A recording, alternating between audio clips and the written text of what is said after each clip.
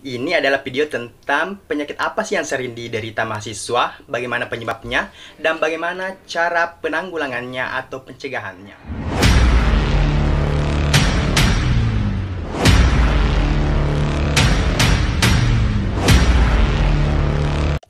Hai teman-teman, welcome back my YouTube channel Adi Afgan TV. Nah, kita bertemu lagi di channel kita ini, ke channel kesayangan kalian semua di channel Adi Afgan TV. Baiklah teman-teman, di video ini kita akan membahas tentang penyakit apa sih yang diderita oleh mahasiswa, apa penyebabnya, dan bagaimana pencegahannya. Nah, teman-teman di antara kalian itu pasti pernah merasakan sakit kan? Tapi teman-teman sekalian yang belum ngekos, yang belum merantau, apakah pernah merasakan sakit jauh dari orang tua, atau jauh dari orang tersayang, jauh dari kampung halaman? Nah, tentunya pasti belum pernah kan? Nah, teman-teman, di sini kita akan membahas bagaimana sih penyakit itu bisa terjadi dan bagaimana cara pencegahannya. Seperti itu yang teman-teman yang akan kita bahas pada video kali ini. Nah, teman-teman, sebagai support system pada channel YouTube Adi Afgan TV, saya mohon klik like dan subscribe-nya, dan jangan lupa nyalakan lonceng notifikasinya ya teman-teman, supaya tidak ketinggalan video terbaru dari Adi Afgan TV. Nah, teman-teman, selamat menyaksikan video dari channel YouTube Adi Afgan TV. Nah, teman-teman sekalian, saya akan menjelaskan di sini ada beberapa penyakit yang sering dialami oleh anak kos. Bagaimana sih nanti penyebab dari sakit tersebut dan bagaimana sih pencegahannya? Nanti saya akan jelaskan ya teman-teman. Ada beberapa penyakit yang dialami anak kos. Nah, saya akan bercerita di sini tentang pengalaman saya tentang penyakit-penyakit, dan akan menceritakan pengalaman teman-teman saya yang pernah mengalaminya, yang pernah saya lihat ya teman-teman di video kali ini. Baiklah teman-teman, ini adalah beberapa penyakit yang sering diderita oleh anak kos. Nah, yang pertama teman-teman, penyakit yang sering diderita oleh anak kos adalah demam. Nanti saya tampilkan gambarnya, ada di sini ya. Nah, demam itu penyebab dari penyakit tersebut itu bisa karena perubahan cuaca yang sering berubah-ubah. Biasa keadaan panas, tiba-tiba langsung keadaan dingin, keadaan hujan. Nah, di situ rentang mahasiswa atau anak kos terkena penyakit. Nah, cuaca seperti itu biasa disebut dengan cuaca musim pancaroba.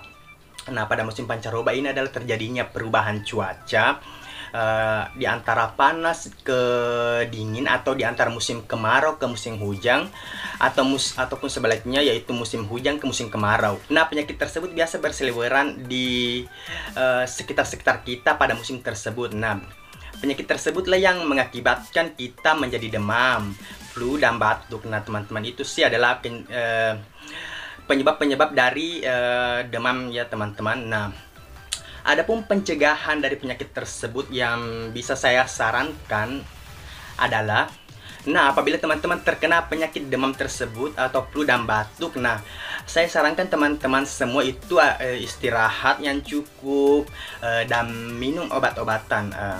Nah, adapun obat-obatan yang saya sarankan untuk teman-teman beli itu yang tersedia di apotek terdekat ataupun di warung-warung itu adalah obat paracetamol. Nah, obat paracetamol di sini itu bisa menurunkan panas teman-teman, sehingga akan meredahkan sakit demam yang teman-teman derita. Nah, apabila teman-teman sudah sakit dalam waktu 3 hari atau 1 minggu secara berturut-turut, teman-teman bisa langsung ke puskesmas atau klinik terdekat untuk mengobati penyakit teman-teman, karena mungkin bisa jadi ada penyakit yang lebih serius lagi yang menjangkiti teman-teman. Tetapi teman-teman jangan takut ya, karena pengobatan di puskesmas atau klinik itu tidak semengerikan yang dibayangkan.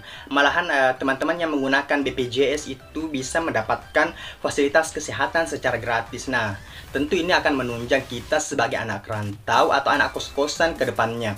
Sebagai anak rantau kan kita membutuhkan apa-apa itu kalau bisa gratis ya teman-teman ya. Nah, di BPJS itu bisa menyediakan kita fasilitas pengobatan gratis dari pemeriksaan sampai dengan obat-obatan. Jadi teman-teman bisa mempergunakan kartu BPJS tersebut.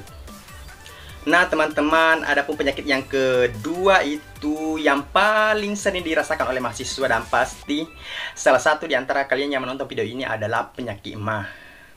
Nah, ayo siapa yang kena penyakit MAH, yang kena penyakit MAH bisa komentar di bawah ini ya. Bilang saya loh yang sakit MAH.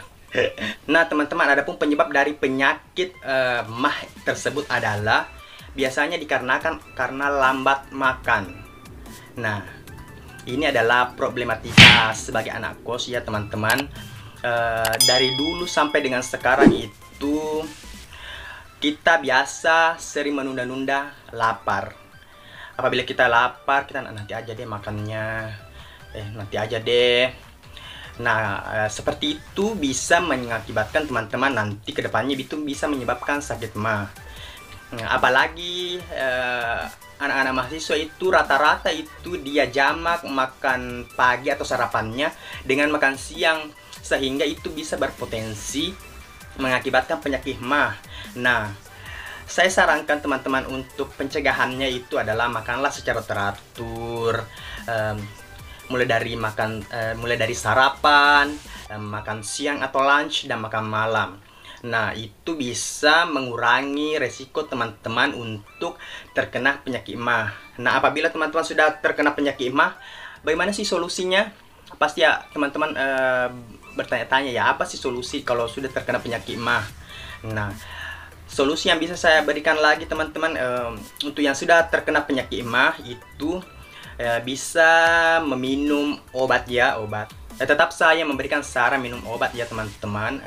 Mungkin obat yang bisa saya sarankan adalah Promah. Nah, obat Promah itu di warung-warung ataupun di apotik terdekat tersedia ya teman-teman. Jadi tidak usah risau atau khawatir tentang stok dari obat tersebut, karena di setiap toko, di setiap penjual atau di setiap apotik itu menyediakan obat Promah. Nah, itu bisa menjadikan teman-teman alternatif apabila sudah terkena penyakit MAH. Nah, apabila sudah terjadi nih penyakit yang MAH-nya sudah serius nih, seperti teman saya nih, ada teman saya itu sudah kena MAH akut. Nah, dia mungkin waktu saya mahasiswa baru itu, teman saya itu mungkin yang menonton video ini sering terkena penyakit MAH. Bahkan setiap bulan dia terkena penyakit MAH, karena memang kesibukan kita kuliah kan, atau mungkin nanti teman-teman kesibukan kerja, jadi mungkin lupa makan, lupa minum.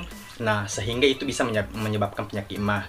Nah, jadi teman-teman apabila sudah terkena MAH yang sudah di luar dari toleransi teman-teman, adalah silahkan hubungi dokter atau ke puskesmas atau ke klinik terdekat teman-teman untuk pencegahannya, untuk pengobatannya dengan cepat, dan agar teman-teman tidak tersiksa lagi. Penyakit MAH itu sakit loh. Ini karena kayak penyakit MAH itu sampai ke ulu hati. Dan untungnya sih saya teman-teman ya, saya itu tidak pernah merasakan penyakit MAH, dan semoga sih tidak terkena penyakit MAH itu ya teman-teman. Mungkin karena saya itu menjaga pola makan saya. Bukan menjaga pola makan sih, mungkin karena saya itu sudah makannya berlebih. Jadi saya itu sudah tidak pernah sih terkena penyakit MAH, karena memang sukanya makan. Nah, seperti itu sih teman-teman yang bisa saya sarankan di penyakit MAH. Nah teman-teman, ada pun penyakit yang ketiga. Ini juga sering dialami oleh mahasiswa. Mau tahu penyakitnya apa? Itu penyakitnya diare. Nah, teman-teman sudah pastikan apa sih penyebab dari diare? Itu adalah makan yang tidak sehat dan jajannya sembarangan. Nah, kebiasaan mahasiswa sih saat ini, mahasiswa atau anak rantau, mungkin karena sudah capek dari kampus, sudah capek dari kerja, ya jalan satu-satunya itu makannya itu makanan junk food, atau makanan yang cepat saji, atau makanan yang dijual di pinggir jalan. Nggak tahu itu apakah dia higienis atau tidak. Nah teman-teman ya, yang sudah terkena penyakit diare ini pasti akan merasakan sakit perut ya. Itu kayak mencret berkali-kali dalam satu hari, itu sudah tidak enak nih, sudah tidak enak perut kita. Seperti itu sih rasa dari penyakit MAH itu. rasanya itu sudah terlilit kayak di perut, selalunya ingin ke WC setiap hari, setiap jam ke WC. Nah, seperti itu sih ya teman-teman, yang biasa gejala yang dialami oleh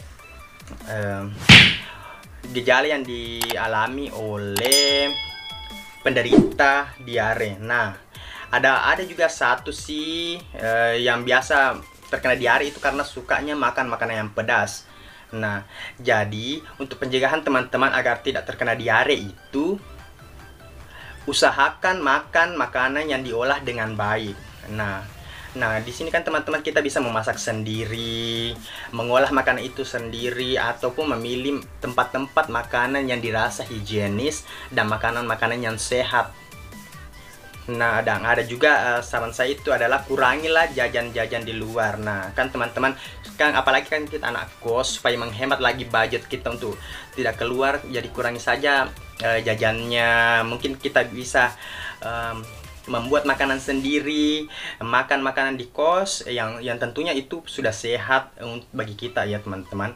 Karena kita sendiri yang mengolah, kita yang mengetahui bahan-bahan apa sih yang kita gunakan di masakan kita. Jadi tentunya akan lebih sehat.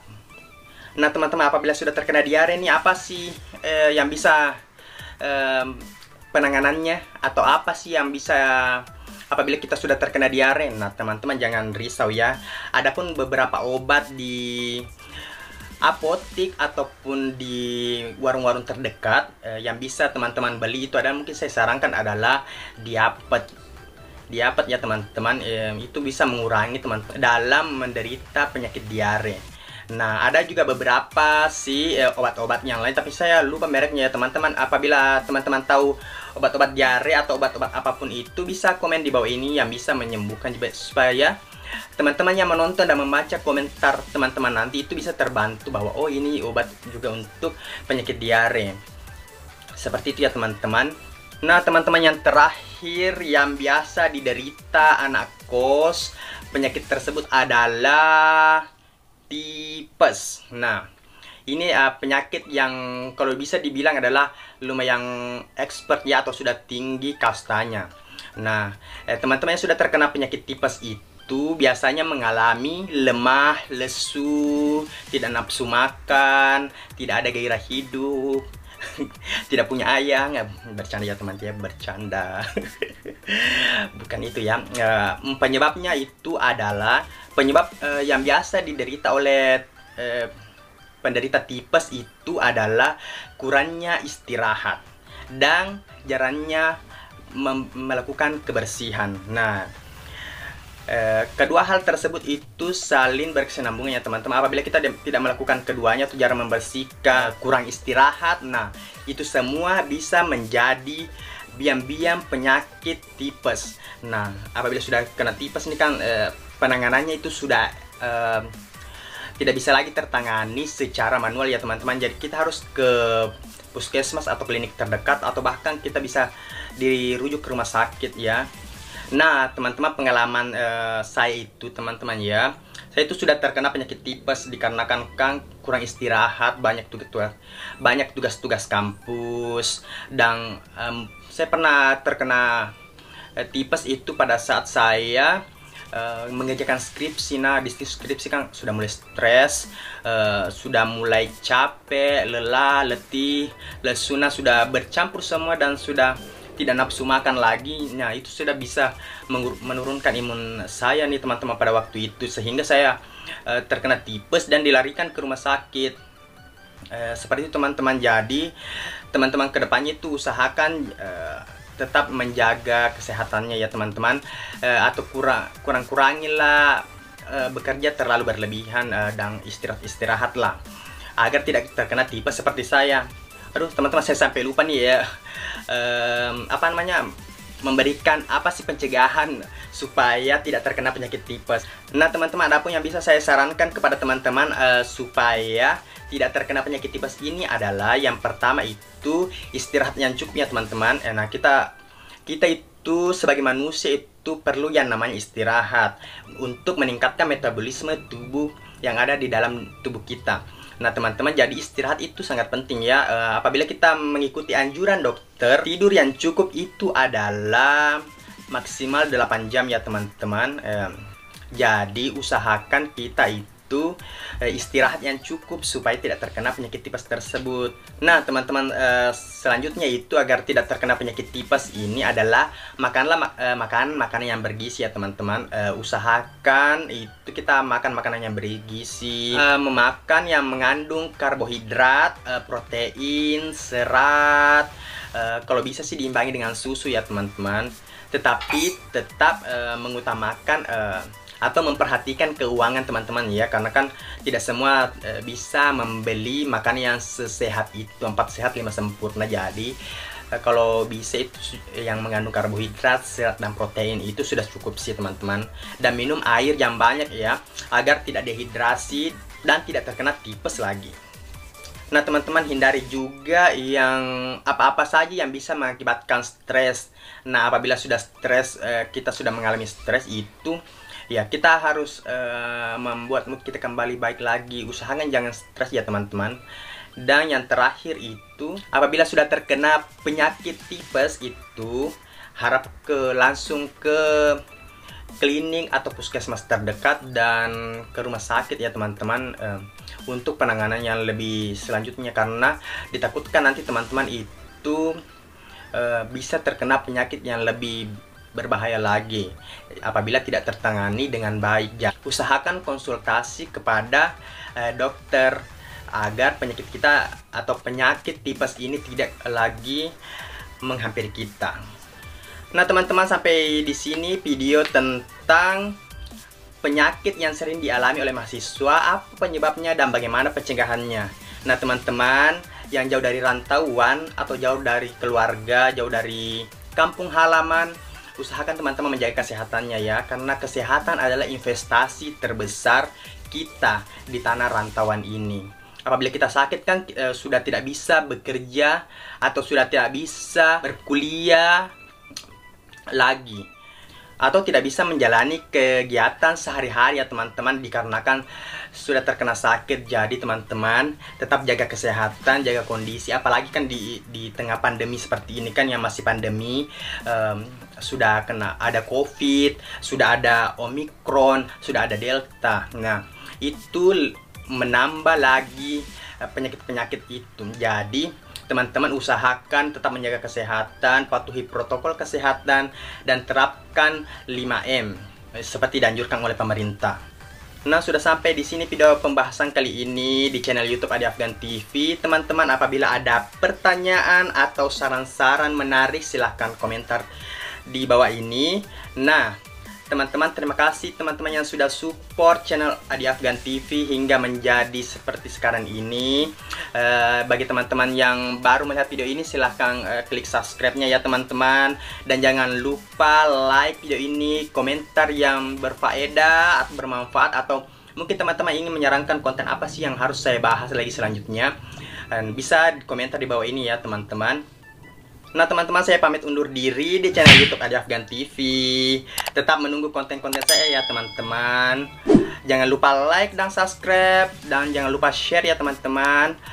Thank you.